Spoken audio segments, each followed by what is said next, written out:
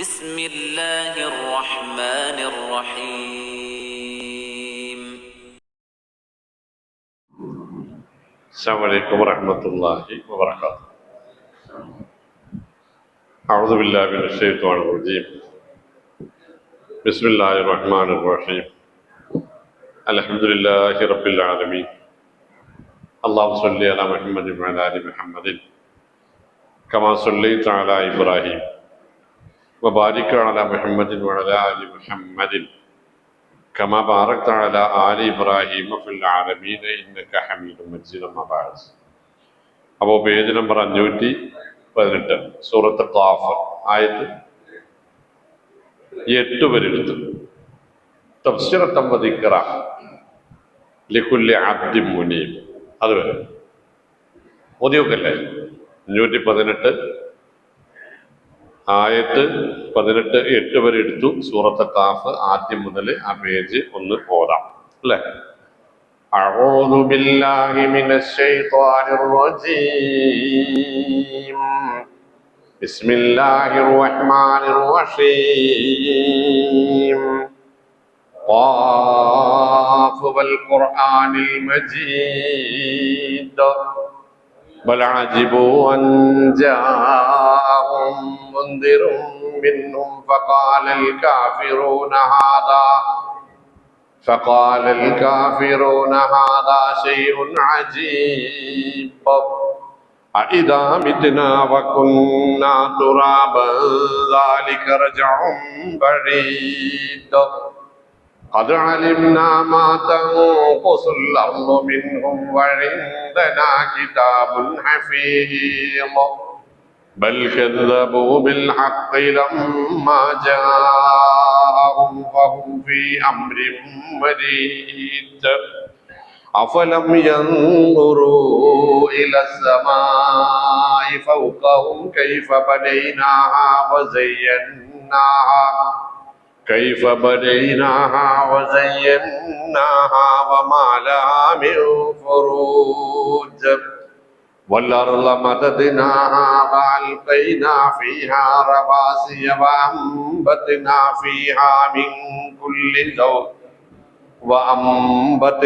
فيها من كل زوج بهيج تبصرة وذكرى لكل عبد منيب ونزلنا من السماء ماء مباركا فأنبتنا به جنات وحب الحصيد والنخل باسقات لها طلع نضيد رزقا للعباد وأحيينا به بلدة ميتا كذلك الخروج كذبت قبلهم قوم نوح وأصحاب الرس وثمود وعاد وفرعون وإخوان لوط وأصحاب الأيكة وقوم تبع كل كذب الرسل فحق وعيد أفعينا بالخلق الأول بل هم في لبس من خلق جديد.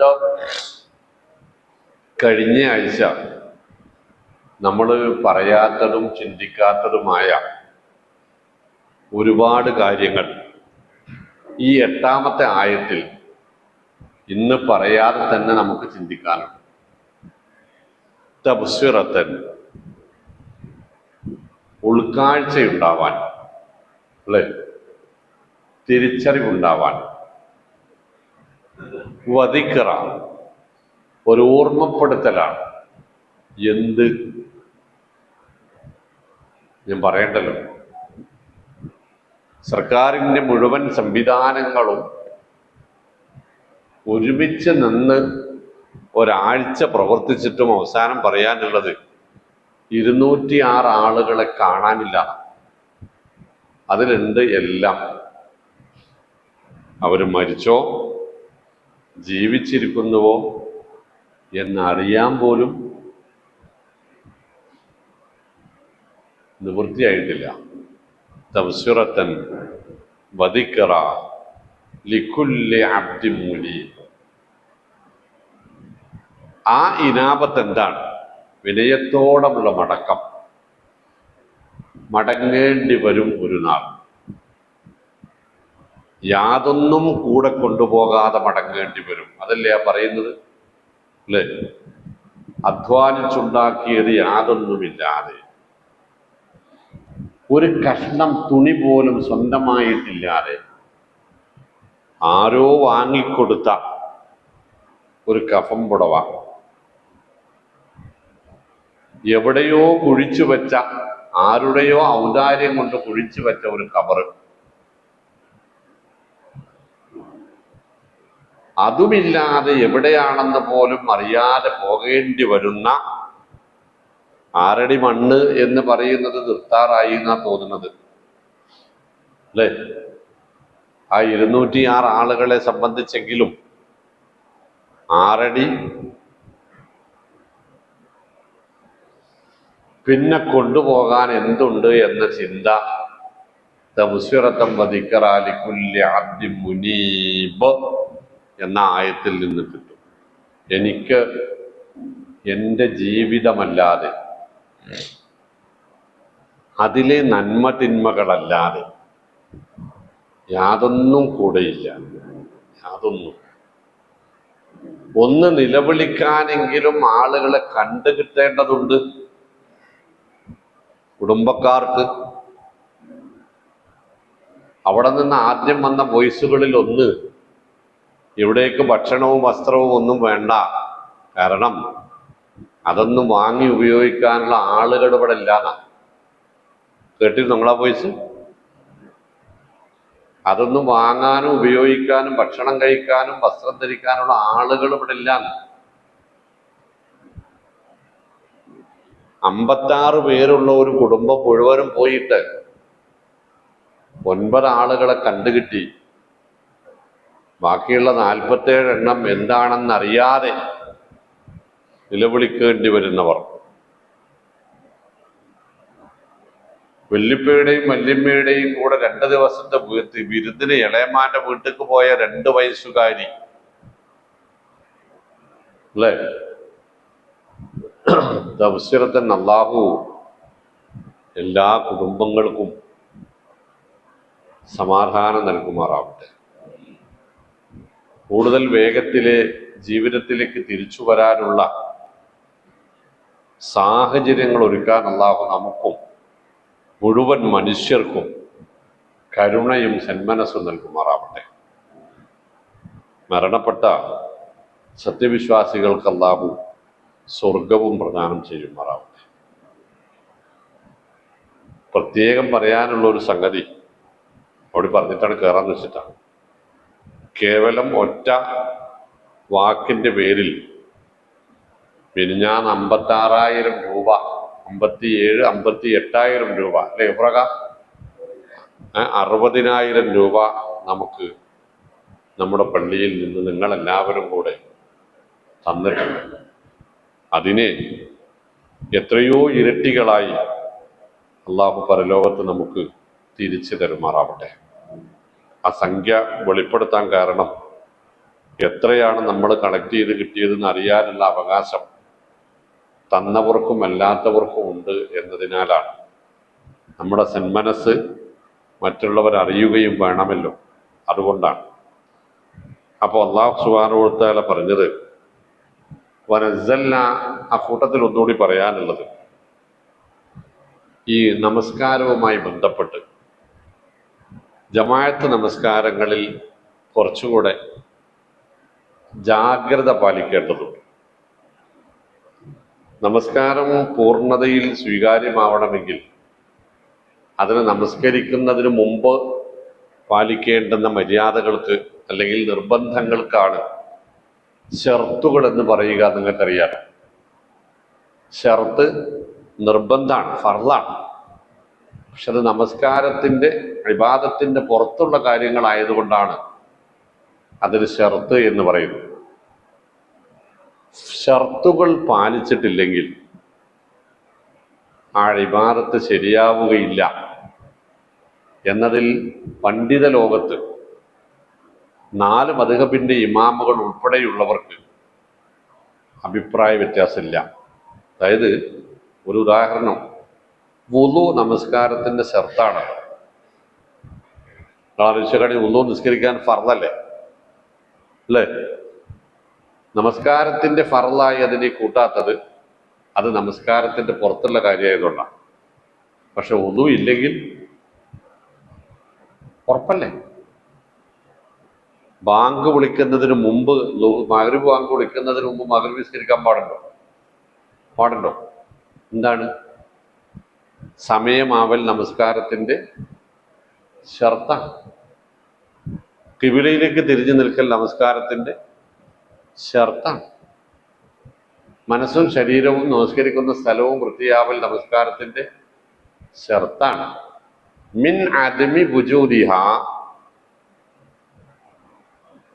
ഫസദത്തുൽ ഇബാദ എന്ന ഷർത്ത് നഷ്ടപ്പെട്ടാൽ ആരാധന നിഷ്ഫലമായി തീരും. ബത്തലത്തുൽ ഇബാദ നിഷ്ഫലാണ്. അതുപോലുള്ള ഒരു ഷർത്താണ് സ്വഫ് ശ്രദ്ധിക്കുക എന്നത്. ഞാനത് പറയാനുള്ള കാരണം നിങ്ങൾക്ക് മനസ്സിലായല്ലോ.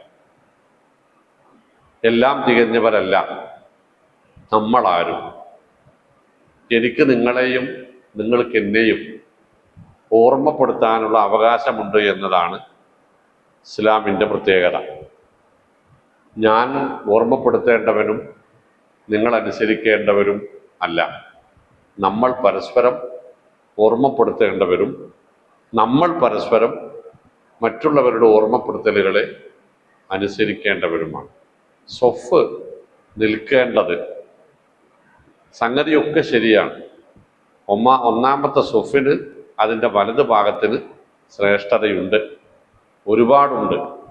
ലൗ യഅലമു മാഫി സ്വഫിൽ അവ്വലി വ മയാമിനിഹ എന്ന് റസൂൽ സല്ലല്ലാഹു അലൈഹി വസല്ലമ പറഞ്ഞിട്ടുണ്ട്. ഒന്നാമത്തെ സ്വഫിനും അതിൻ്റെ വലതു ഭാഗത്തിനുമുള്ള ശ്രേഷ്ഠത നിങ്ങൾ അറിഞ്ഞിരുന്നുവെങ്കിൽ ല അതൗഹ വലുഹബ്വ, നിരങ്ങിയിട്ടെങ്കിലും അവിടെ നിങ്ങൾ എത്തിപ്പെടും എന്ന് പറഞ്ഞിട്ടുണ്ട്. പക്ഷേ ഇടതുഭാഗത്ത് ആളില്ലാതെ വലതുഭാഗത്ത് ഇടം കിട്ടണം അല്ലെങ്കിൽ അണിചേരണം എന്നതിനർത്ഥമില്ല. അത് നമ്മൾ ശ്രദ്ധിക്കേണ്ട ഒരു സംഗതിയാണ്. ആദ്യം വരുന്നയാൾക്ക് ഇമാമിൻ്റെ വലതുഭാഗവും രണ്ടാമത് വരുന്നയാൾക്ക് ഇമാമിൻ്റെ ഇടതുഭാഗവുമാണ് സുന്നത്ത്. രണ്ടാമത് വരുന്നയാൾക്ക് ആദ്യം വരുന്നയാളുടെ വലതുഭാഗമല്ല എന്നർത്ഥം.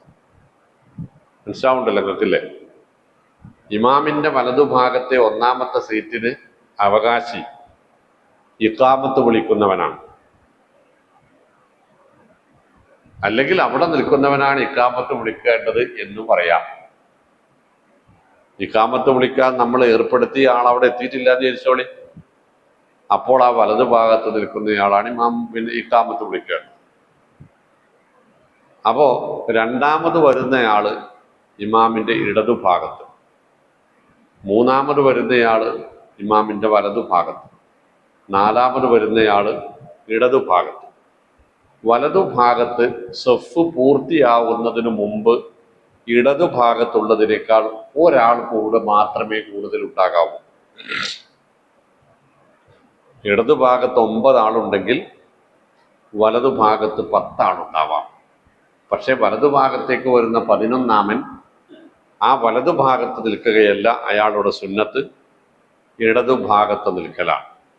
ഫൈന തസ്വിയത്തു സുഫൂഫി, ബാക്കി എന്താ പറയുക, മിൻ തമാമി സ്വല, നമസ്കാരത്തിൻ്റെ പൂർണ്ണതക്ക് സഫ് അതിൻ്റെ കൃത്യമായ രൂപത്തിലും ഭാവത്തിലും നിലനിർത്തേണ്ടത് അത്യാവശ്യമാണ്. അപ്പം എൻ്റെ പ്രിയപ്പെട്ടവർ അക്കാര്യം ഒന്ന് ശ്രദ്ധിക്കണം. അതേപോലെ ഇമാമ് മിഹ്റാബിലേക്ക് വരുന്നതിന് മുമ്പ് സഫിൽ അണിചേർന്ന് നിൽക്കുന്ന പ്രവണത ശരിയല്ല. സഫിൽ അണിചേർന്ന് ഇരിക്കലാണ് നമ്മുടെ ബാധ്യത, മഅ്മൂമിൻ്റെ ബാധ്യത. ഇമാമ് ആരാവട്ടെ അയാൾ മിഹ്റാബിലേക്ക് കയറിയതിന് ശേഷം എഴുന്നേൽക്കുക എന്നതാണ് സുന്നത്തും അദബുമായിട്ടുള്ളത്. ഈ 2 കാര്യങ്ങൾ ഒന്ന് ശ്രദ്ധിക്കണം. സാധാരണ ഞാൻ പറയാറുണ്ട്, ഇന്നിപ്പോ ഒരു ക്ലാസ്സിൽ ഉസ്താദന്മാരോട് മാത്രമായിട്ട് പറഞ്ഞതാ, എന്താപ്പോ ഇത് 10-14 നൂറ്റാണ്ടായിട്ട് അന്നുള്ള നിസ്കാരം തന്നെയല്ലേ ഇന്നും, ഇതെത്താപ്പോ ഇതിൽ പുതിയത് കുറെ പഠിക്കാറുള്ളത് എന്ന് പറഞ്ഞ് ഒഴിഞ്ഞു നിൽക്കുന്നവരായിരിക്കുന്നു മുസ്ലിമീങ്ങളിൽ ഞങ്ങളെപ്പോലുള്ള പ്രൊഫഷണൽ പണ്ഡിതന്മാരായി അഭിനയിക്കുന്നവർ പോലും. അതുകൊണ്ട് എന്നെ നിങ്ങൾക്കറിയാം, നിങ്ങളെ എനിക്കും അറിയാം. കാണുന്നത് സ്നേഹത്തോടെ ഉണർത്തുക എന്നത് എൻ്റെ സ്വഭാവവും ഉത്തരവാദിത്വവുമാണ്. അത് അതുപോലെ പാലിക്കുന്ന അപൂർവം മഹല്ലുകളിലൊന്ന് ഈ മഹല്ലാണ് എന്നത് എടുത്തു പറയേണ്ടതും ഉണ്ട്. അപ്പൊ ഈ രണ്ട് കാര്യങ്ങൾ കൂടി നിങ്ങളൊന്ന് ശ്രദ്ധിക്കണം.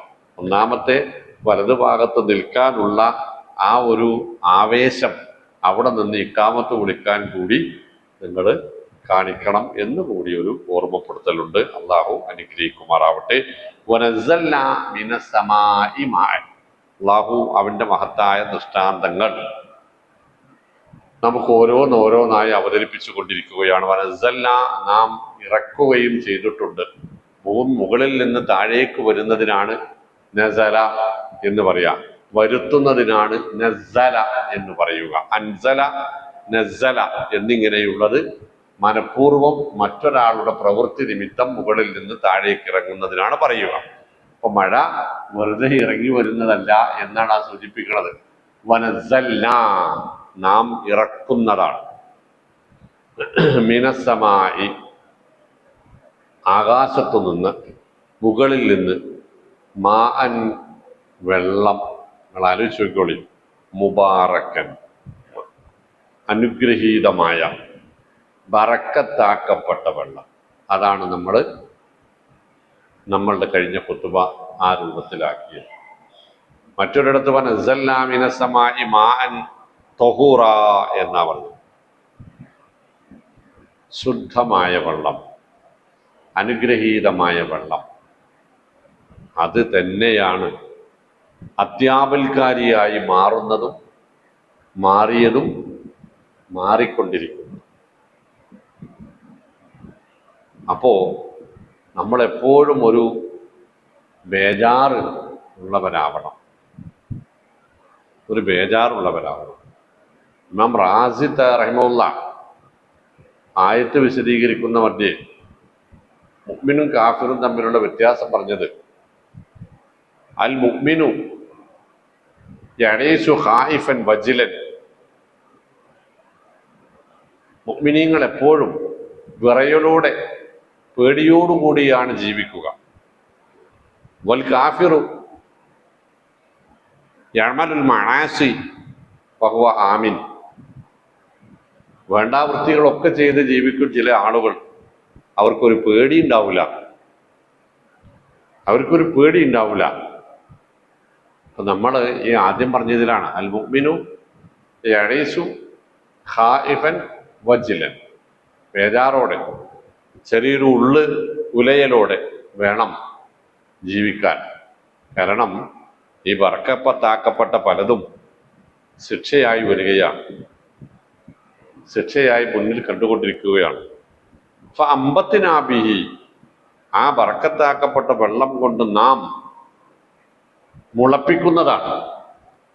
ജന്നാത്തിൻ, നമ്മളുടെ മുമ്പിലുള്ള വിവിധ തരം തോട്ടങ്ങളും, വഹബ്ബൽ ഹസീദ്, കൊയ്തെടുക്കാവുന്ന ഹസീദുകളായ ധാന്യമണികളുമൊക്കെ വെറുതെ ഉണ്ടാകുന്നതല്ല. പടുമുള എന്നത് വിശ്വാസപരമായ മേഖലയിൽ തെറ്റാണ് എന്നർത്ഥം. വിശ്വാസപരമായ അർത്ഥത്തിൽ പടുമുള എന്നത് തെറ്റാണ്. കാരണം ഭൂമിക്കടിയിലുള്ള ഏതൊരു വസ്തുവും വെറുതെയല്ല. ഫഅംബത്ന, നാം മുളപ്പിക്കുകയാണ്. നമ്മൾ നട്ടതല്ലാതെ മുളക്കുന്നത് കൊണ്ട് നമ്മൾ പടുമുള എന്ന് പറയുന്നു എന്നർത്ഥം. സത്യത്തിൽ നമുക്ക് നടാനല്ലാതെ മുളപ്പിക്കാൻ കഴിയില്ലല്ലോ. മുളപ്പിക്കലെല്ലാം അള്ളാഹുവിൻ്റെ പണിയാണ്. അപ്പൊ ഞാൻ ഭാഷാപരമായിട്ടോ നമ്മുടെ സാധാരണ ജീവിതത്തിൽ നിന്ന് ആ പ്രയോഗം ഒഴിവാക്കണം എന്നല്ല പറഞ്ഞത്. പടുമുള എന്നൊരു സമ്പ്രദായം ഇല്ല.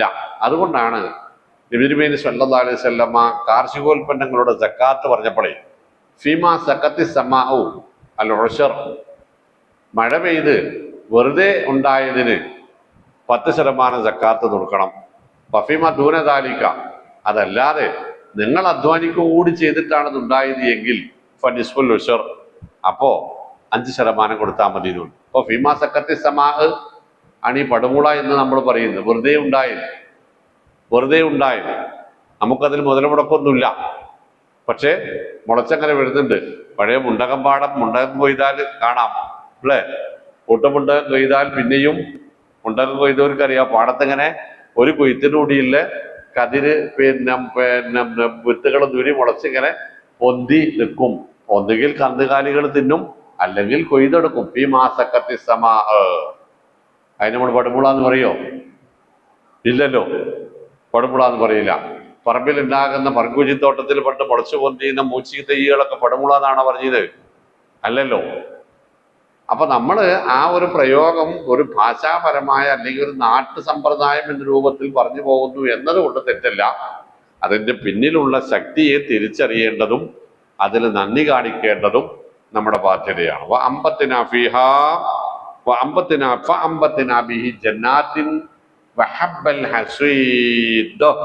കൊയ്തെടുക്കാവുന്ന ധാന്യമണികളും അല്ലാത്ത തോട്ടങ്ങളുമെല്ലാം മഴവെള്ളം ഉപയോഗിച്ച് നാം മുളപ്പിക്കുന്നതാണ്. ഉയർന്നു നിൽക്കുന്ന ബാസിക്കുകളായ തല ഉയർത്തിപ്പിടിച്ചു നിൽക്കുന്ന ഈത്തപ്പനകളും അങ്ങനെ തന്നെ. അട്ടിയായി നളീദായി കുലച്ചു നിൽക്കുന്ന കുലകളുള്ള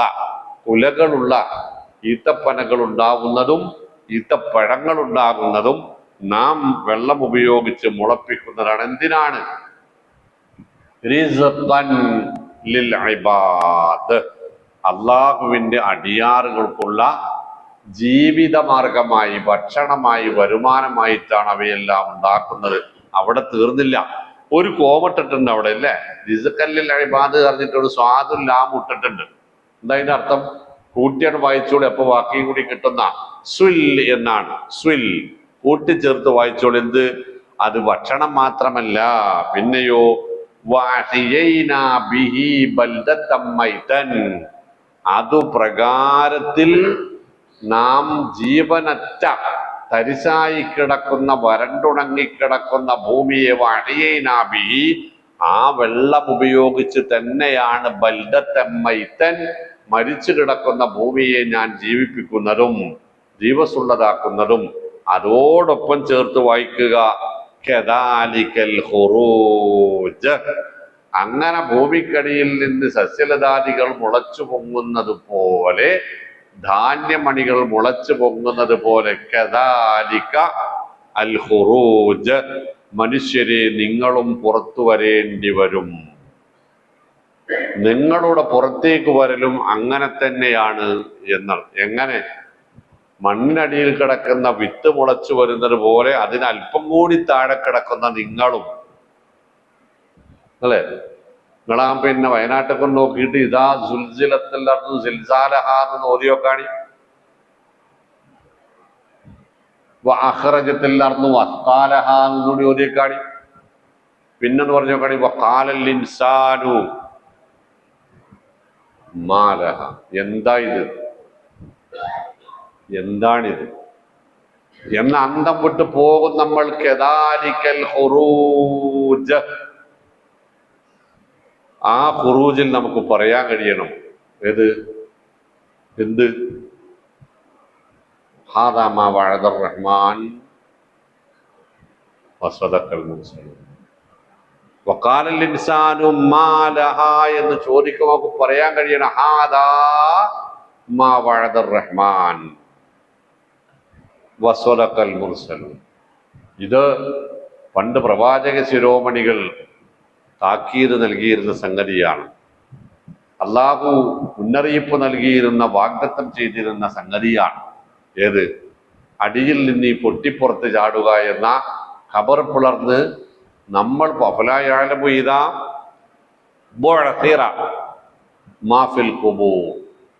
ഖബർ പൊട്ടിപ്പിളർന്ന് പുറത്തു വന്നാൽ എങ്ങനെയുണ്ടാകും എന്ന്. പണ്ടത്തെ സുനാമി സമയത്തെ സുനാമിയുടെ സമയത്താണ് തോന്നുന്നത്, അതോ പ്രളയത്തിന്റെ സമയത്താണെന്ന് എനിക്കറിയില്ല. അതിനുശേഷം പരപ്പനങ്ങാടി ഒട്ടുമ്മൽ ബീച്ചിൽ ഒരു പ്രത്യേക സംഗതി കാണാൻ പോയി. എന്തെന്ന് അറിയോ? ഒട്ടുമ്മൽ ബീച്ചിൽ ഒരു പള്ളിയുണ്ട്, മക്ബറയും ഖബറിസ്ഥാൻ. ആ ഖബറിസ്ഥാനിലെ ഒരു 50ഓളം ഖബറുകൾ വെള്ളം എടുത്തുകൊണ്ട് പോയി. തദ്ദേശീയരായ നമ്മളെ പ്രവർത്തകരെ കൂട്ടിപ്പോയിട്ട് അന്വേഷിക്കുമ്പോൾ അവർ പറയുന്നത് കടലിലൂടെ കഫം പുടവകൾ ഒഴുകി നടന്നിരുന്ന പുതിയ മയ്യത്തുകളുടെ എടുത്തുപോയി. അഫലായലമുയിതാ മാഫിൽ. ഇതൊന്നും അസംഭവ്യമല്ല, വളരെ നിസ്സാരമായി സംഭവിക്കാനിരിക്കുന്ന കാര്യങ്ങളാണ് എന്നത് നമ്മളെ ബോധ്യപ്പെടുത്തുകയാണ്. ഖദബത്ത് ഖബലഹും, ഈ ഒരു വാസ്തവത്തെ, ഏതിനെ? അൽ ഖുറൂജിനെ. യദാലിക്കൽ ഖുറൂജ് എന്ന് പറഞ്ഞാൽ അൽ ഖുറൂജ് ഉണ്ടല്ലോ, ആ പുറപ്പെടൽ, ആ പുറപ്പെടലിനെ മക്കാ മുശ്രിക്കുകൾക്ക് മുമ്പ് ഖബലഹും, മുമ്പുള്ള ചില ആളുകളും നിഷേധിച്ചിരുന്നു, കളവാക്കിയിരുന്നു. ആരൊക്കെ? ഖൗമു നൂഹിൻ, നൂഹിന്റെ ജനത. അസ്ഹാബുർ റസ്സ്, റസ്സുകാർ, ഇവര് ശുഐബ് നബിയുടെ ജനതയാണെന്നും അല്ല ഐല നിവാസികളാണെന്നും ഒക്കെ മുഫസ്സിറുകൾ പറയുന്നത് കാണാം. അല്ലാഹു അലം. എന്തായാലും റസ് എന്നത് അസ്ഹാബുൽ ഐക്കത്തിലെ ശുഐബ് നബിയുടെ നാട്ടിലെ ഒരു കിണറിന്റെ പേരായിരുന്നു എന്നും ആ കിണറിന്റെ അയൽക്കാർ എന്ന അർത്ഥത്തിലാണ് അസ്ഹാബുർ റസ് എന്ന് പറയുന്നതുമായ അഭിപ്രായത്തിനാണ് കൂടുതൽ പ്രാമാണികതയുള്ളത്. അപ്പൊ അവരും അള്ളാഹുവിനെ കളവാക്കിയിരുന്നു. സമൂദ്, സമൂദ് ഗോത്രവും കളവാക്കിയിരുന്നു. പ്രിയപ്പെട്ടവർ മനസ്സിലാക്കേണ്ട ഒരു സംഗതി, ഈ സമൂദ് ഗോത്രത്തിന്റെ ചരിത്രത്തിൽ നമുക്കൊരു ചെറിയ ഒരു യൂട്ടേൺ എടുക്കണം. കാരണം സമൂദ് ഗോത്രത്തിന്റെ വൃത്തികേടുകളായി അള്ളാഹു പഠിപ്പിച്ചത് പർവ്വതം, പാറകൾ തുരന്ന് വീടുകൾ ഉണ്ടാക്കുക എന്നതാണ്. പാറകൾ തുരക്കുന്നത് എന്തിനു കാരണമാണെന്ന് നമ്മൾ പറഞ്ഞ്? ദുരന്തത്തിന് കാരണമാണെന്നാ. പക്ഷേ ആ മദായിൻ സ്വാലിഹിൽ പോയാല് ആ തുരന്ന പാറകൾ ഇപ്പോഴും അവിടെ ഉണ്ട് അല്ലേ? അപ്പൊ ആ തുരന്ന പാറക്ക് ഒരു കുഴപ്പമില്ല, മലക്കും ഒരു കുഴപ്പമില്ല, ആളെ പോയിട്ടുണ്ട്. അപ്പൊ നമുക്ക് പറയാനുള്ള ചില കാരണങ്ങളൊക്കെ ഉണ്ട്. പാറ തുരക്കലും മലയിടിക്കലും മരം വെട്ടലും ഒക്കെയായി നമുക്ക് പറയാനുള്ള കാരണങ്ങളൊക്കെയും ഉണ്ട്. അതിൻ്റെ നേർവിപരീതം അപ്പുറത്ത് കാണാനുമുണ്ട്. അപ്പൊ നമ്മൾ പറയേണ്ടത് എന്താ? അള്ളാഹുവിൻ്റെ പരീക്ഷണം, അള്ളാഹുവിൻ്റെ ചില താക്കീതുകൾ. ജയ്യിദായ പരമ്പരയിലൂടെ റിപ്പോർട്ട് വന്ന ഒരു ഹദീസ് വായിക്കുമ്പോൾ നമുക്ക് മനസ്സിലാകും, അളവ് തൂക്കങ്ങളിൽ കൃത്രിമം കാണിക്കുന്ന സമൂഹം മുസ്ലിമീങ്ങളിൽ വർദ്ധിച്ചു വന്നാൽ ശിശുമരണങ്ങൾ കൂടും. കൊള്ളയും കൊലപാതകവും വർദ്ധിച്ചു വന്നാൽ തുടർച്ചയായി വിവിധ തരത്തിലുള്ള ആപത്തുകൾ ഉണ്ടായിക്കൊണ്ടേയിരിക്കും. ഖിയാമത്ത് നാളോടടുത്ത കാലത്ത് രാപ്പകൽ വ്യത്യാസമില്ലാതെ തുടർച്ചയായി വിവിധങ്ങളായ പരീക്ഷണങ്ങൾ, അപകടങ്ങൾ ഉണ്ടായിക്കൊണ്ടിരിക്കും. കിതഴല്ലയിലെ മുതലിമ എന്നാണ്. എപ്പോഴും കൂരിരുട്ടിൽ അകപ്പെട്ടതുപോലുള്ള ഒരു അവസ്ഥ മനുഷ്യർക്കുണ്ടാകും. 1000ഓളം ഇലക്ട്രിസിറ്റിയുടെ കണക്ഷൻ ഉണ്ടായിരുന്നിടത്ത് ഇപ്പൊ 200 കണക്ഷനേ ബാക്കിയുള്ളൂ എന്നാ KSEBയുടെ കണക്ക്. അപ്പൊ എത്ര വീടാ പോയത്? എത്ര കണക്ഷനാ പോയത്? നമ്മൾ ചിലതൊക്കെ നമ്മളുമായി ബന്ധപ്പെടുത്തി ചിന്തിക്കുക എന്നാ ഞാൻ പറഞ്ഞു. നമ്മളുണ്ടാക്കിയ ഇതെല്ലാം കൂടുതൽ ഭീമമായ ഒരു ആപത്തിന്റെ മുന്നോടി കൂടിയായിട്ടാണ് നമ്മൾ കാണേണ്ടത് എന്നാണ് ഞാൻ ആ പറഞ്ഞതിൻ്റെ അർത്ഥം. അപ്പൊ നമ്മളെക്കാൾ ശക്തരായിരുന്നു, നമ്മളെക്കാൾ ആയുസ്സുള്ളവരായിരുന്നു നൂഹ് നബിയുടെ ജനത. നമ്മളെക്കാൾ ശക്തരായിരുന്നു സമൂദ് ഗോത്രക്കാർ. അതിശയോക്തിയാണെന്ന് എനിക്ക് പലപ്പോഴും തോന്നിയിട്ടുണ്ട്. സമൂദ് ഗോത്രക്കാരിൽ 10 പേർ ഒരൊട്ടകത്തെ ഭക്ഷിച്ചിരുന്നു എന്നാണ്, ഒറ്റ ഇരിപ്പിന്. നമ്മളെ 100 ആളിരുന്ന തീരുവോ? തീരൂല. അള്ളാഹു പറഞ്ഞിട്ടുണ്ട്,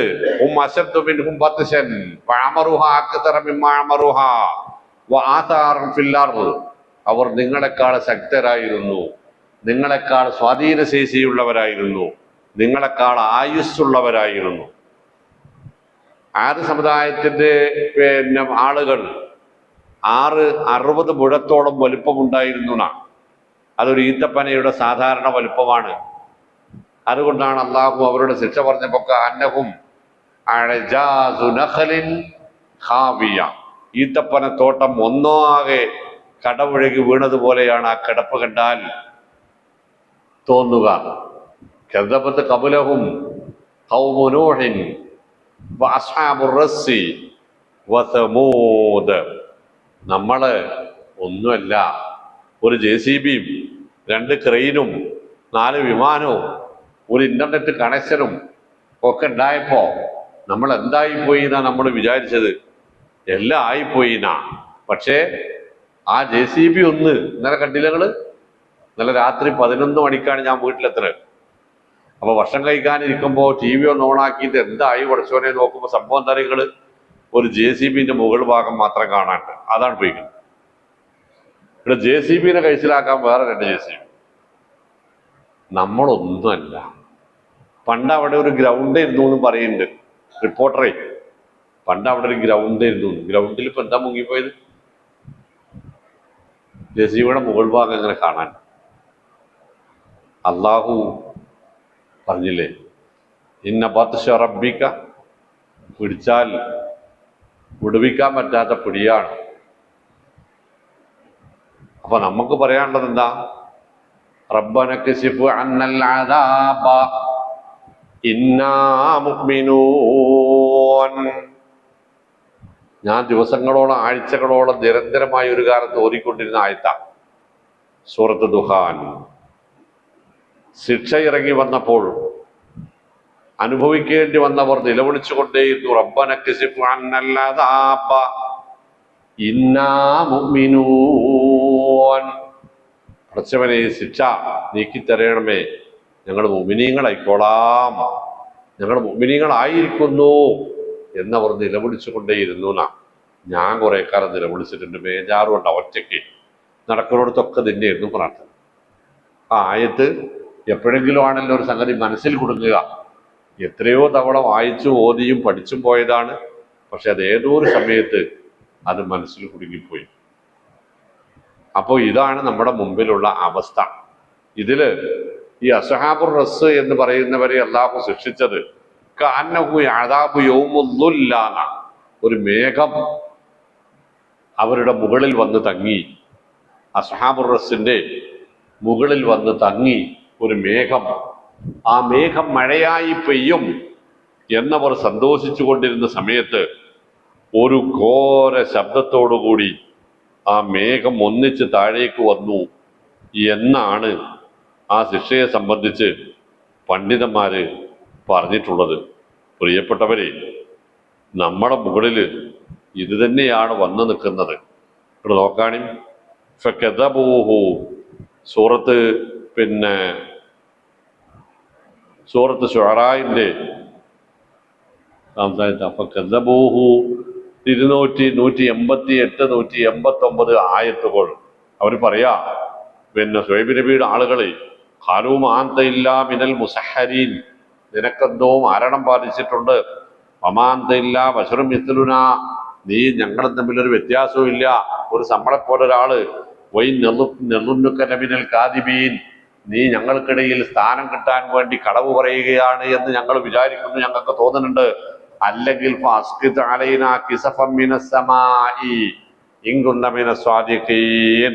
നീ പ്രവാചകനാണെന്നത് സത്യമാണെങ്കിൽ ആകാശം ഒരു കഷ്ണം ഞങ്ങളുടെ മേൽ പൊട്ടി വീഴട്ടെ, അപ്പൊ ഞങ്ങൾ അംഗീകരിക്കാം. ഖാല റബ്ബി അഅലമു ബിമാ തഅമലൂൻ, അദ്ദേഹം നിലവിളിച്ചുപോയി, നിങ്ങളുടെ ഈ ദുശ്ചെയ്തി എന്താണ്, എങ്ങനെയാണ് ആക്കേണ്ടത് എന്ന് റബ്ബിനാണ് അറിയുക. ഫകദബൂഹു, എന്ത് പറഞ്ഞിട്ടും അവർ കേട്ടില്ല.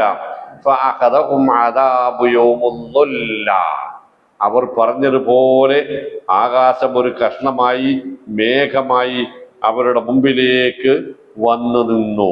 ആ മേഘക്കൂട്ടം ഒരു ഘോര ശബ്ദത്തോടുകൂടി അങ്ങനെ തന്നെ ഇങ്ങോട്ട് താഴേക്കും വന്നു എന്നാണ് ഖുർആൻ പറയുന്നത്. പ്രിയപ്പെട്ടവർ മനസ്സിലാക്കേണ്ട ഒരു സംഗതി, വഹറാമിൻ ജിൻസി മാ സഅലു മിൻ ഇസ്ഖാത്തിൽ കിസഫി അലൈഹിം ഫൈന അല്ലാഹു സുബ്ഹാനഹു വ തആല ജഅല ഉഖൂബതഹും അൻ അസാബഹും ഹർറുൻ ശദീദുൻ ജിദ്ദൻ മുദ്ദത സബഅത അയ്യാമിൻ. 7 ദിവസം അവരെ കൊടും ചൂട് അല്ലാഹു അനുഭവിപ്പിച്ചു. ലാ യകുന്നുഹും മിൻഹു ശൈഉൻ, ഒരു മറയും ഒരു ലാളിത്യവും ഒരു കുറവും അതിൽ വരുത്തിയില്ല. പിന്നീട് ആ കൊടിയ ചൂടിന് മേൽ അവർക്ക് മേൽ ഒരു മേഘം വന്നു നിന്നു. ഫജഅലു യന്തലിഖൂന ഇലൈഹാ യസ്തളില്ലൂന ബിളില്ലിഹാ മിനൽ ഹർർ. ഒരു തണലുമില്ലാത്ത ആ സമയത്ത് വന്ന ആ മേഘം ഒരു തണലായി മാറിയപ്പോൾ എല്ലാവരും കൂടി ആ മേഘത്തിന്റെ ചുവട്ടിലേക്ക് മാറി നിന്നു. അവരെല്ലാവരും ആ മേഘത്തിന് ചുവട്ടിൽ തണലിൽ ഒരുമിച്ച് കൂടി എന്ന് ഉറപ്പായപ്പോൾ അർസലല്ലാഹു തആല അലൈഹിം മിൻഹാ ശററൻ മിന്നാർ വലഹബൻ വവഹജൻ അലീമൻ വറജഫത ബിഹിമുൽ അർള് വജാഅതുഹു സൈഹത്തുൻ അലീമത്തുൻ അസ്ഹഖത് അസ്വാജഹും വമർവാഹും. ആ മേഘങ്ങൾ ഇടിയായി, മിന്നലായി, തീപ്പൊരിയായി, തീജ്വാലയായി, ഭയങ്കര ശബ്ദമായി അവരെ കൊന്നുകളഞ്ഞു. ഇനി ഞാൻ വെള്ളിയാഴ്ച പറഞ്ഞ സംഗതി നോക്കാണി. ഒരു മേഘക്കൂട്ടത്തെ കണ്ടാൽ നബി സല്ലല്ലാഹു അലൈഹി വസല്ലമ പറയുമായിരുന്നു, അല്ലാഹുമ്മ ഇന്നി അഊദു ബിക മിൻ ശർരിഹി. അള്ളാഹു കാത്തു രക്ഷിക്കുമാറാവട്ടെ. തിരിച്ചറിവുണ്ടാവേണ്ടവരാണ് നമ്മൾ. നമുക്കറിവല്ല ആവശ്യം, അറിവിൻ്റെ ഒരു കുറവും നമുക്കില്ല. പക്ഷെ നമുക്കില്ലാതെ പോകുന്നത് തിരിച്ചറിവാണ്, അല്ലേ? അത് ഈ അസ്ഹാബുർ റസ്സ് ഞാൻ പ്രത്യേകം പറയാൻ കാരണം ഈ ഒരു സംഗതി നമ്മളോട് പലപ്പോഴും ആരും പറയാത്തതാണ്. ആദ്യ സമുദായം നശിച്ചത് അറിയാം, സമൂത് ഗോത്രം നശിച്ചാൽ, നൂഹ് നബിയുടെ ജനത നശിച്ചാൽ അറിയാം, ഫിറഔൻ നശിച്ചാൽ അറിയാം, എല്ലാം അറിയാം. പക്ഷെ അസ്ഹാബുർ റസ്സ് ആരാണ് എന്നും എന്താണ് അവർക്ക് സംഭവിച്ചത് എന്നും നമ്മൾ കൃത്യമായി ബോധ്യപ്പെടുമ്പോൾ നമുക്ക് ചില ബേജാറുകളുണ്ട്. അതുകൊണ്ടാണ് അല്ലാഹു സുബ്ഹാനഹു വ തആല ഇവരുടെ വാക്കുകളായി നൂഹ് നബി അലൈഹി സ്വലാം പറഞ്ഞു, വഖുൽ തുസ്തഗ്ഫിറു റബ്ബക്കും ഇന്നഹു കാന ഗഫാറ യുർസിലിസ് സമാഅ അലൈക്കും മിദ്റാറ. നിങ്ങൾ ഇസ്തിഗ്ഫാർ നടത്തുവീൻ, അല്ലാഹ് മാപ്പ് പുറത്തു തരികയും ആകാശത്തു നിന്നും മഴ നിങ്ങൾക്ക് തുള്ളി തുള്ളിയാക്കി തരുകയും ചെയ്യും എന്ന് പറഞ്ഞു. ആ മിദ്റാർ ഒരു വലിയ നിഅമത്താണ്. ആ മിദ്റാർ എന്നതാണ് വിട്ടാൽ വേണ്ട ഒരു ഈത്തപ്പഴം, അഞ്ചാടിക്കൊരു വലുപ്പത്തിലുള്ള ഈത്തപ്പഴം എന്നല്ല എന്തായാലും പറയാം, ഒരു ആലിപ്പഴം തലമണ്ടമൊക്കെ വീണ എന്തായിരിക്കും അവസ്ഥ? അത് പറഞ്ഞാൽ മതിയല്ലോ, അല്ലേ?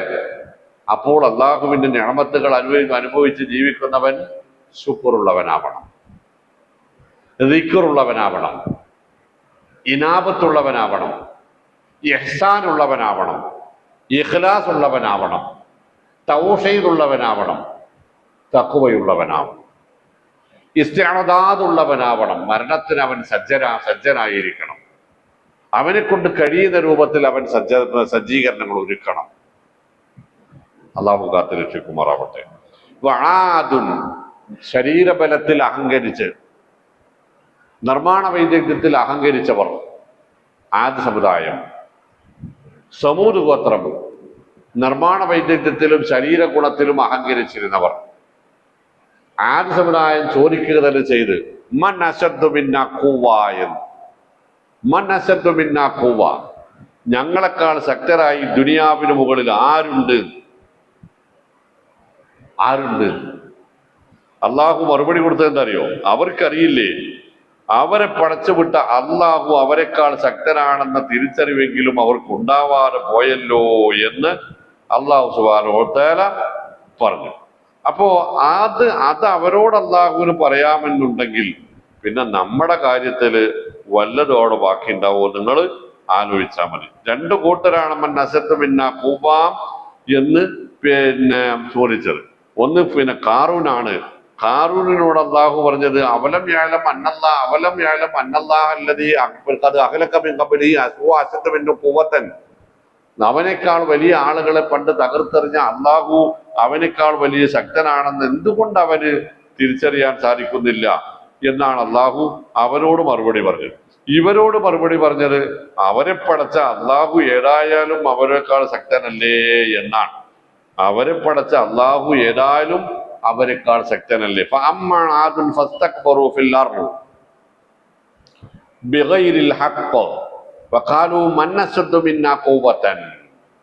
അവലം യറൂ അന്നല്ലാഹല്ലദീ ഖലഖഹും ഹുവ അശദ്ദു മിൻഹും ഖുവ്വതൻ വകാനൂ ബിആയാതിനാ യജ്ഹദൂൻ.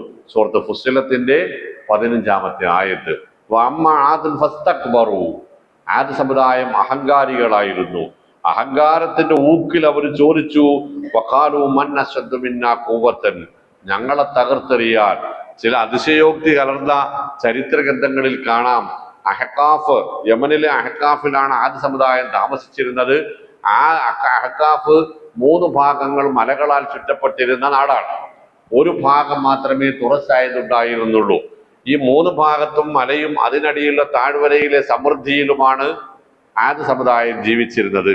മലകൾക്ക് മുകളിൽ കൊട്ടാരങ്ങളോ തൻഹത്തൂന മിനൽ ജിബാലി ബുയൂതൻ ഫാരിഹീൻ എന്ന് ഹൂദ് അലൈഹി ഇസ്ലാം ചോദിക്കുന്നുണ്ട്. വെറുതെ ആവശ്യമില്ലാണ്ട് വലിയ വലിയ കൊട്ടാരങ്ങൾ ഇങ്ങനെ ഉണ്ടാക്കുക എല്ലാ ഉയർന്ന സ്ഥലത്തും. ഞാൻ നിർത്തിയതിന് ഞങ്ങൾക്ക് മനസ്സിലായി. നമ്മൾ ആവശ്യമുണ്ട് എന്നൊക്കെ പറഞ്ഞിട്ട് ഒരാവശ്യമില്ലാണ്ട് വലിയ വലിയ റിസോർട്ടുകൾ ഉണ്ടാക്കുന്നത് എവിടെ? അതൻഹത്തൂന മിനൽ ജിബാലി ബുയൂതൻ ഫാരിഹീൻ. അതന്നെ നമ്മൾ ചെയ്യുന്നത് അല്ലേ? അങ്ങനെ അഹങ്കരിച്ച് അവര് ചോദിച്ചു മൻ അശദ്ദു മിന്നാ ഖുവ്വ. ആരുണ്ട് ഞങ്ങളെ തടയാൻ, തകർക്കാൻ? അപ്പോഴാണ് കൊടുങ്കാറ്റ് ഇങ്ങനെ വന്നത്. ചെറിയ കാറ്റായി അവർ സന്തോഷിച്ചു. കാറ്റ് കുറച്ച് വലുതായി, അവർ മൈൻഡ് ചെയ്തില്ല. കുറച്ചുകൂടെ വലുതായി, അപ്പോൾ അവർക്ക് ചെറിയൊരു ജാഗ്രത ഉണ്ടായി. കാറ്റ് കൊടുങ്കാറ്റായി മാറാൻ തുടങ്ങിയപ്പോ അവർ ചെയ്ത പണി എന്താണെന്നറിയങ്ങള്? 3 ഭാഗം മലയാണല്ലോ, പേടിക്കാനില്ല. 4ാമത്തെ ഭാഗല്ലേ തുറസുള്ളൂ. അവിടെ അവരൊക്കെ കൂടെ വെയില് കിട്ടീന. ആര്? ഈ ഈത്തപ്പനയോളം വലുപ്പമുണ്ടായിരുന്ന മനുഷ്യന്മാർ, അതിശക്തന്മാരായ ആളുകൾ ഒരു വേലി മതില് കണക്കെ എല്ലാവരും കൂടെ അണക്കെട്ടിന് അണ കെട്ടുന്നത് പോലെയാണ് അണ കെട്ടി നിന്നിട്ടാണ് അവർ ചോദിച്ചത് മൻ അശദ്ദു മിന്നാ ഖുവ്വ. ഇനി ഒന്ന് വരട്ടെ. പെണ്ണുങ്ങളെ കുട്ടികളെയൊക്കെ ഇതിന്റെ ഉള്ളിക്കാണ്ടാക്കിയിട്ട് ഇവരിവിടെ തട കെട്ടി നിന്നുനാ. ഒറ്റ അടി.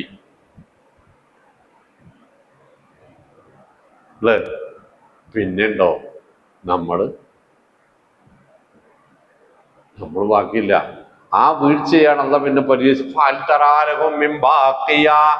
അല്ല ഇനി വേറെ അതിലാരെങ്കിലും ബാക്കിയുണ്ടോന്ന് നോക്കിക്കളി. അതിലാരെങ്കിലും ബാക്കിയുണ്ടോന്ന് പോയി നോക്കിക്കളി. സർവം പോയിരുന്നു നടത്തും. സർവം പോയി.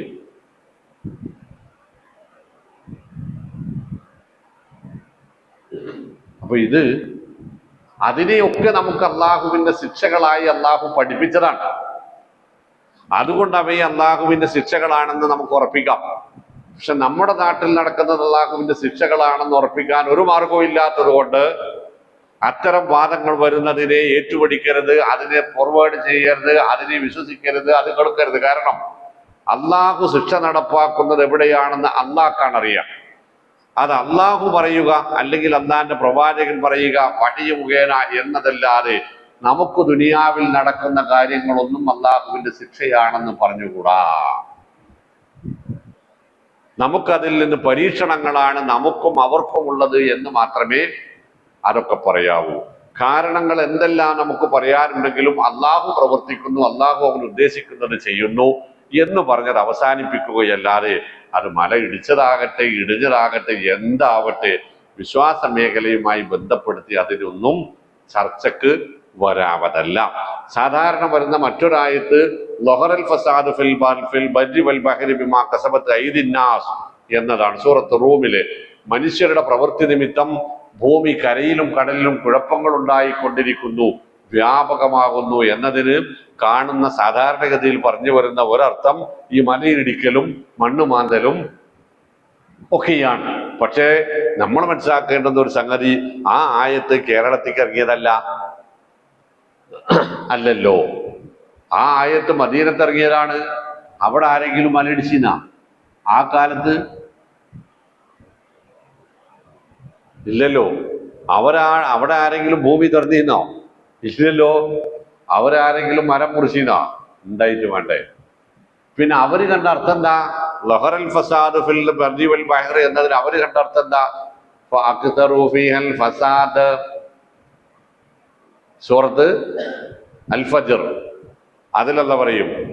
മുൻഗാമികളായ നേതാക്കന്മാർ, മുശ്രിക്ക് നേതാക്കന്മാർ ഭൂമിയിൽ കുഴപ്പങ്ങൾ വ്യാപകമാക്കി. ആ കുഴപ്പങ്ങൾ ഏതാ?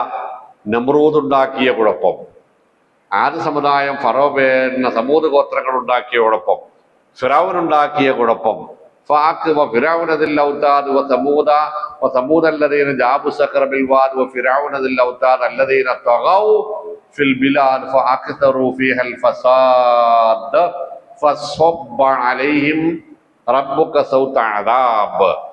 കുഴപ്പങ്ങളൊക്കെ ഇന്നിവിടെ നിലനിൽക്കുന്നുണ്ട് അല്ലേ? നമ്രൂദിന്റെ കാലത്ത്, ഫിറൗനിന്റെ കാലത്ത്, ലൂത്ത് നബിയുടെ കാലത്തുണ്ടായിരുന്ന, നൂഹ് നബിയുടെ കാലത്തുണ്ടായിരുന്ന എല്ലാ കുഴപ്പങ്ങളും മുസ്ലിം സമൂഹത്തിന്റെ ഉള്ളിൽ മാത്രമായിട്ട് നിലനിൽക്കണം. എന്തിനാ ബാക്കിയുള്ളവരെ പറയുന്നത്? ഇതൊക്കെ ശിർക്ക് ഉൾപ്പെടെയുള്ള എല്ലാ മാരകമായ തിന്മകളും, കള്ളും കഞ്ചാവും സ്വവർഗരതിയും ഉൾപ്പെടെയുള്ള വ്യഭിചാരവും പിന്നെ കൊള്ളയും പലിശയും ഉൾപ്പെടെയുള്ള സകല വൃത്തികേടുകളും നമ്മുടെ കൂട്ടത്തിൽ തന്നെ നിലനിൽക്കുന്നു എന്നത് പച്ചയായ പരമാർത്ഥ.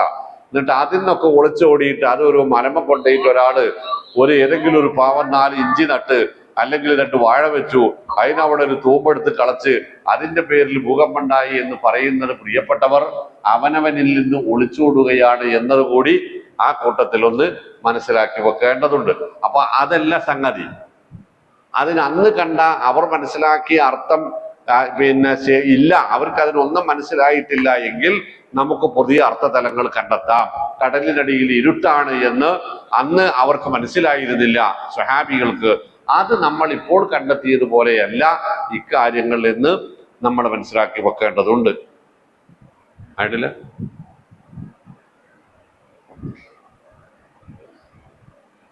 അല്ലാഹുമ്മ ബാരിക് അലാ മുഹമ്മദ് വഅലാ ആലി اللهم رب هذه الدعوة التامة والصلاة رضيت بالله ربا وبمحمد. അപ്പോ ഇതൊന്നും നമ്മൾ അങ്ങനെ മുഖവിലക്കെടുത്ത് അത് തന്നെ ഏറ്റുപിടിക്കേണ്ടതില്ല. കാരണം യാഥാർത്ഥ്യങ്ങൾ വിശുദ്ധ ഖുർആനിന്റെ വചനങ്ങളായി തന്നെ പിന്നെ അതങ്ങനെയല്ല എന്ന് തെളിയിക്കുന്നു. അപ്പൊ ആ രൂപത്തിലാണ് അതിനെ നമ്മൾ ഉൾക്കൊള്ളേണ്ടത്. ഇനിയും അല്ലാഹു പറയുക ആദുൻ വ ഫിർഔനു വ ഇഖ്വാനു ലൂത്ത്. ഞാനത് മനഃപൂർവ്വം പറഞ്ഞതാണ്. കദബത ഖബലഹും ഖൗമു നൂഹ് വ അസ്ഹാബുർ റസ്സി വ സമൂദ് വ ആദ് വ ഫിർഔൻ വ ഇഖ്വാനു ലൂത്ത്. ഇതിലേതാ ഇവിടെ ഇല്ലാത്തത്? നൂഹ് നബിയുടെ ജനതയുടെ കുറ്റങ്ങൾ പ്രധാനമായും 2ആയിരുന്നു. ഒന്ന് തൗഹീദിനെ തള്ളിക്കളഞ്ഞു, മറ്റൊന്ന് പ്രവാചകത്വത്തെ നിഷേധിച്ചു. ഇവിടെ ഉണ്ടോ? ഉണ്ട്. അസ്ഹാബുർ റസ്സ് കൊള്ള, കൊട്ടേഷൻ, അളവ് തൂക്കങ്ങളിൽ കൃത്രിമം, ശിർക്ക്. ഇവിടെ ഉണ്ടോ? ഉണ്ട്. സമൂദ് ശിർക്ക്, പ്രവാചകത്വത്തെയും സ്വാലിഹ് നബിയുടെ മഹാമോചനത്തായ ആ ഒട്ടകത്തെയും നിഷേധിക്കുകയും ആ ഒട്ടകത്തെ അറുത്ത് ഭക്ഷിക്കുകയും ചെയ്തു. മോചനത്തുകളെ നിഷേധിക്കുന്നവർ ഇവിടെ ഉണ്ടോ? മുസ്ലിങ്ങളുടെ കൂട്ടത്തിൽ തന്നെയുണ്ടോ?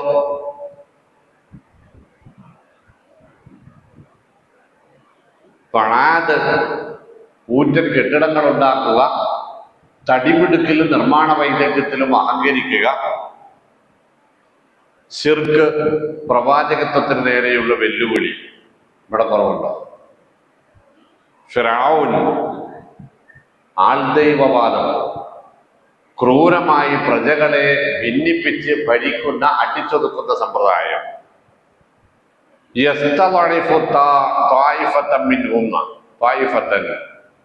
ജനങ്ങളെ രണ്ട് വിഭാഗമാക്കി, ഒരു വിഭാഗത്തെ ഒന്നിനും കൊള്ളാത്തവരും മറുവിഭാഗത്തെ എല്ലാമുള്ളവരുമാക്കി ഭിന്നിപ്പിച്ച് ഭരിക്കുക.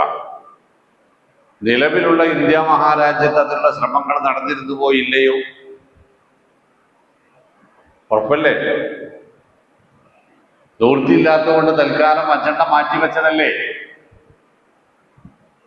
മുസ്ലിമീങ്ങൾക്കിടയിൽ ഈ പ്രവണതയുണ്ടോ ഇല്ലയോ എന്നത് പരിശോധിക്കുക.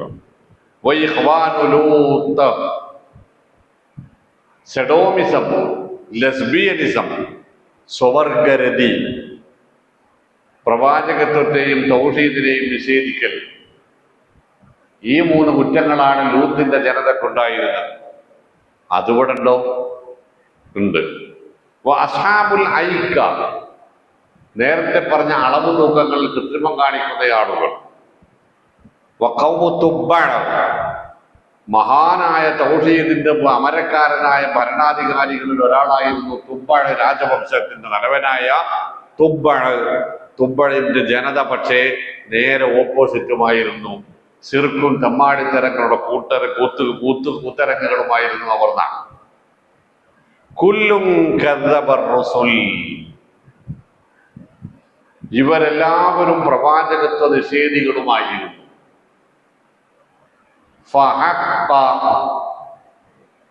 അങ്ങനെയാണ് യാഥാർത്ഥ്യമായത്. വഴത് എന്നാൽ വാഗ്ദാനം എന്നും വഴീത് എന്നാൽ താക്കീത്, ഭീഷണി എന്നുമാണ്.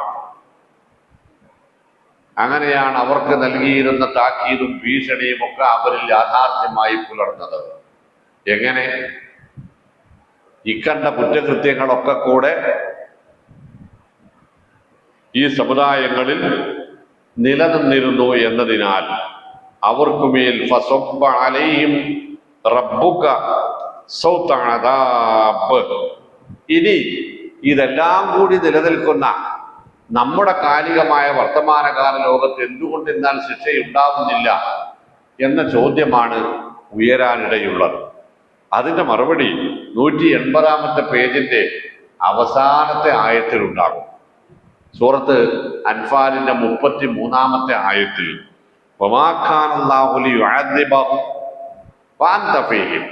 നബിയെ, അങ്ങ് ജീവിച്ചിരിക്കുന്ന കാലത്ത് ഇനി ഒരു കൂട്ടത്തോടെയുള്ള ഒരു ശിക്ഷ ഉണ്ടാവുകയില്ല.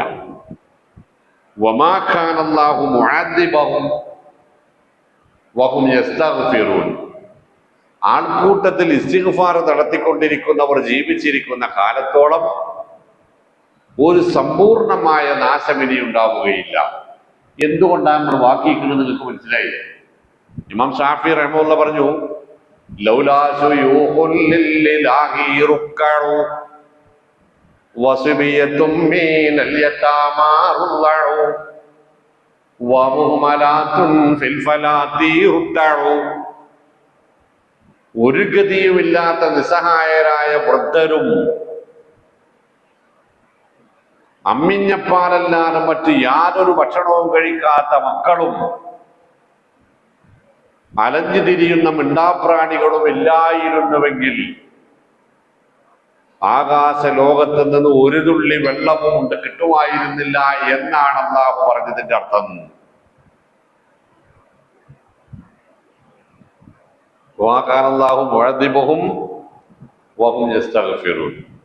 യാ അയ്യുഹന്നാസ് ഇസ്തഗ്ഫിറൂ റബ്ബക്കും വതൂബൂ ഇലൈഹി തൂബൂ ഇലല്ലാഹി വസ്തഗ്ഫിറൂഹു ഫഇന്നി അതൂബു ഇലല്ലാഹി ഫീ കുല്ലി യൗമിൻ അക്തറ മിൻ 70 മർറ വഫീ റിവായ അക്തറ മിൻ 100 മർറ. ഏയ് ജനങ്ങളെ, തൗബ ചെയ്തുകൊണ്ടിരിക്കുവിൻ, ഇസ്തിഗ്ഫാർ ചെയ്തുകൊണ്ടിരിക്കുവിൻ. ഞാൻ പോലും നിത്യവും 70 100 അതിലധികമോ തവണ ഇസ്തിഗ്ഫാറും തൗബയും നിർവഹിച്ചു കൊണ്ടേയിരിക്കും. ഞാൻ കവിത ഒന്നുകൂടി ചൊല്ലിയേക്കാണ്. ലൗലാ ശുയൂഖുൽ ലിൽഇലാഹി റുക്കഉ. അല്ലാഹുവിന്റെ ഇബാദത്തിൽ മുഴുകിക്കൊണ്ടിരിക്കുന്ന വൃദ്ധരില്ലായിരുന്നുവെങ്കിൽ വസുബിയത്തും മീനൽ യതാമാ റുദ്ദഉ. അമ്മിഞ്ഞപ്പാലല്ലാത്ത ഒരു ആശ്രയവും ഇല്ലാത്ത അനാഥ മക്കളില്ലായിരുന്നുവെങ്കിൽ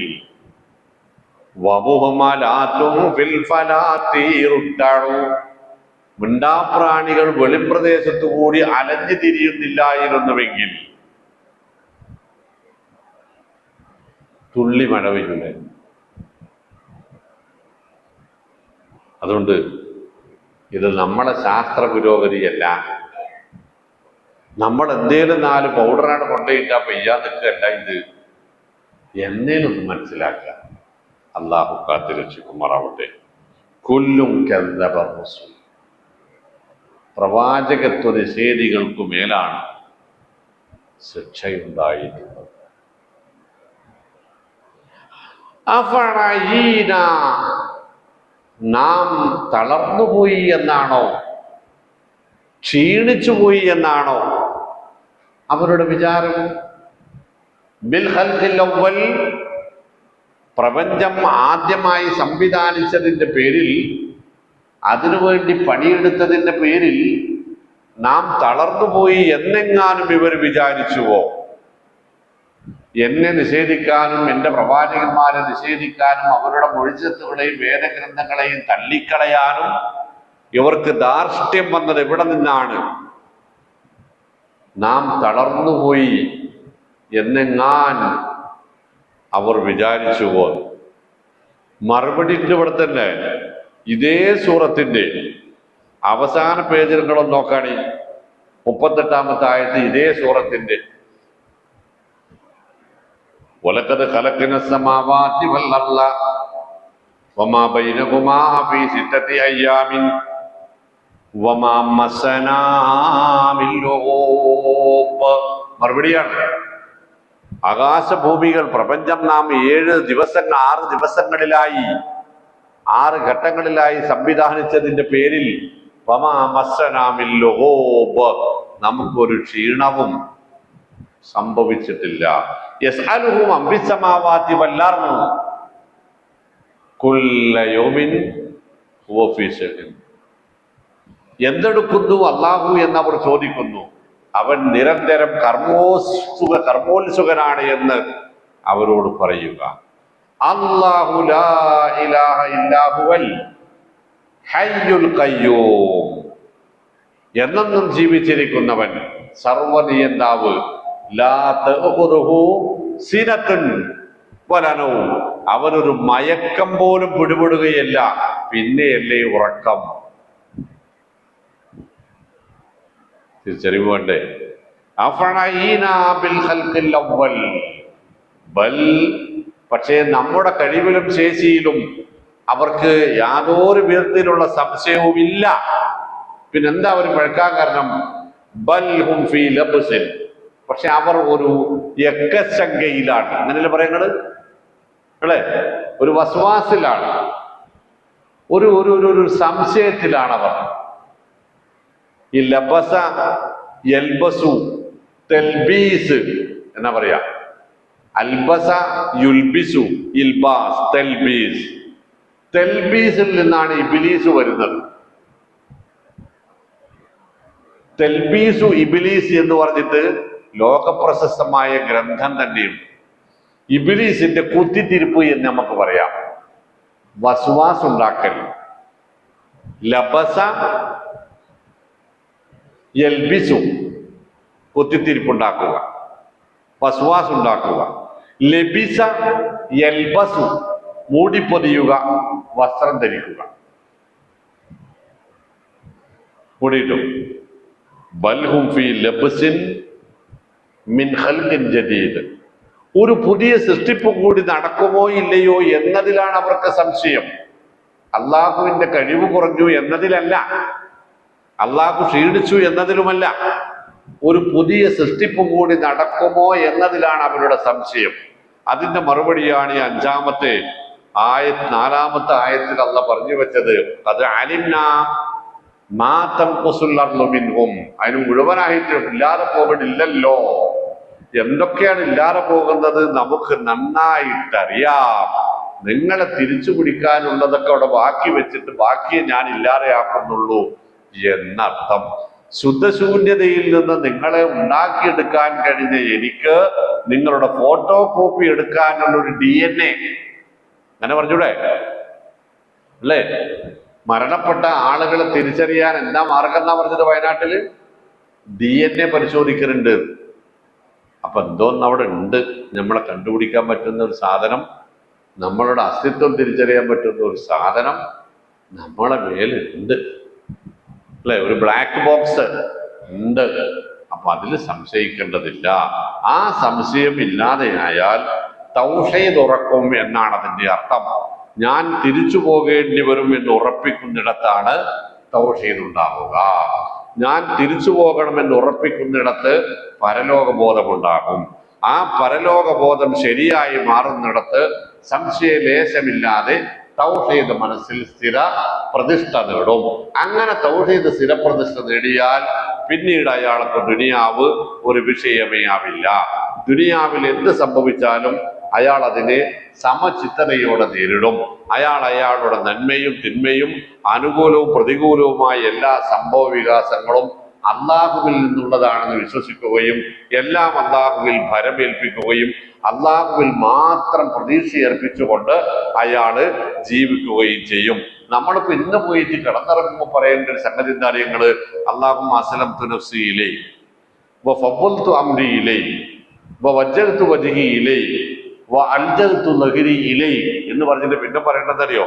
ലാ മൽജഅ വലാ മൻജാ മിൻക ഇല്ലാ ഇലൈക്. സുബ്ഹാനല്ലാഹ്. നിങ്ങൾ ആ പ്രാർത്ഥന ഒന്ന് പഠിച്ചു വെക്കേണ്ടതുണ്ട്. ലാ മൽജ, ഒരു അഭയ കേന്ദ്രവും ഇല്ല വടച്ചവന്. വലാ മൻജ, ഒരു രക്ഷകരുമില്ല വടച്ചവന്. മിൻക, നിന്നിൽ നിന്ന് ഇല്ല ഇലൈക, നീയല്ലാതെ നിന്റെ പിടിയിൽ നിന്ന് രക്ഷപ്പെടാൻ പറ്റുന്ന ഒരു അഭയ കേന്ദ്രമില്ല. നിന്നിൽ നിന്ന് രക്ഷപ്പെടുത്താനും ഒരാളില്ല. അതുകൊണ്ട് ആമൻതു ബി കിതാബിക്കല്ലദീ അൻസൽത, നീ അവതരിപ്പിച്ച വേദഗ്രന്ഥത്തെ ഞാൻ പൂർണ്ണമായി വിശ്വസിച്ചു.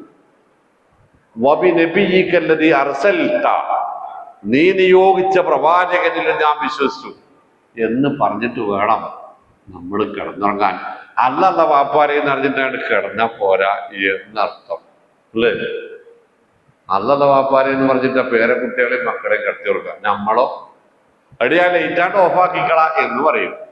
അല്ലാതെ നിങ്ങൾ പറയല് കുറച്ചൊക്കെ ഈമാനുള്ള ആൾക്കാർ വിസ്മിക്ക് അല്ലാവുമ്പോ അടിയാവാമോ എന്ന് പറയും. അതിനപ്പുറത്ത് എന്താ ഉള്ളത്? എനിക്ക് പറയാനുള്ളതറിയോ? ഒരു ക്ലാസ് തന്നെ നമ്മൾ എങ്ങനെ ഉണരണം, നമ്മൾ എങ്ങനെ ഉറങ്ങണം എന്നതിനെ പറ്റി നടത്തണം എന്ന് എൻ്റെ അഭിപ്രായം അല്ലേ? നമ്മൾ എങ്ങനെ ഉണരണം, നമ്മൾ എങ്ങനെ ഉണരണം എന്നതൊരു ക്ലാസ് ആക്കി മാറ്റേണ്ടതുണ്ട്. കാരണം ഈ സാധാരണ കിടക്കുന്നത് പോലെ പട്ടിയും പൂച്ചയും കിടക്കുന്നത് പോലെ കിടക്കാനുള്ളവരല്ല മുസ്ലിമീങ്ങൾ. പട്ടിയും പൂച്ചയും എഴുന്നേൽക്കുന്നത് പോലെ എഴുന്നേൽക്കാനുള്ളവരുമല്ല മുസ്ലിമീങ്ങൾ. അവർക്ക് അവരുടെ ഉറക്കം മരണമാണ്. ആകയാൽ ഉണർച്ച പുതുജീവനാണ്. ഉറക്കം മരണമാണ്, ഉണർച്ച പുതുജീവനാണ്. ഓരോ ദിവസവും നമുക്ക് പുതിയതാണ്. ഓരോ ഉറക്കവും നമ്മുടെ അവസാനവുമാണ് എന്ന് ചിന്തിക്കുമ്പോൾ ഉറങ്ങാൻ ചെറിയൊരു ബേജാറുണ്ടാവും. എന്ന് ചിന്തിക്കുമ്പോൾ ഉണർച്ചക്കൊരു പ്രത്യേകമായ ആവേശം ഉണ്ടാവും, ഒരു വിനയുണ്ടാവും, ഒരു ശുക്രുണ്ടാവും. അപ്പൊ നമുക്ക് അത്തരം ഒരു പഠനം കൂടെ നടത്തേണ്ടതുണ്ട്. ഇൻഷാ അല്ലാഹ് മിക്കവാറും നമുക്ക് അടുത്ത ക്ലാസ് തന്നെ അതാണ്ടാക്കിയാലോ. നമ്മൾ എങ്ങനെ ഉണരണം, നമ്മളെങ്ങനെ ഉറങ്ങണം ഒക്കെ അല്ലേ? ഇൻഷാ അല്ലാഹ് അള്ളാഹു നമ്മളെ ശുദ്ധമായ പരലോക വിശ്വാസത്തിൽ ഊട്ടി ഉറപ്പിച്ച തൗഹീദ്, കറകളഞ്ഞ തൗഹീദ് മനസ്സിൽ നിലനിർത്തി ജീവിക്കാനും മരിക്കാനും ഇടയാകുന്ന ഭാഗ്യവാന്മാരിൽ ഉൾപ്പെടുത്തുമാറാവട്ടെ. അസ്സലാമു അലൈക്കും വറഹ്മത്തുള്ളാഹി.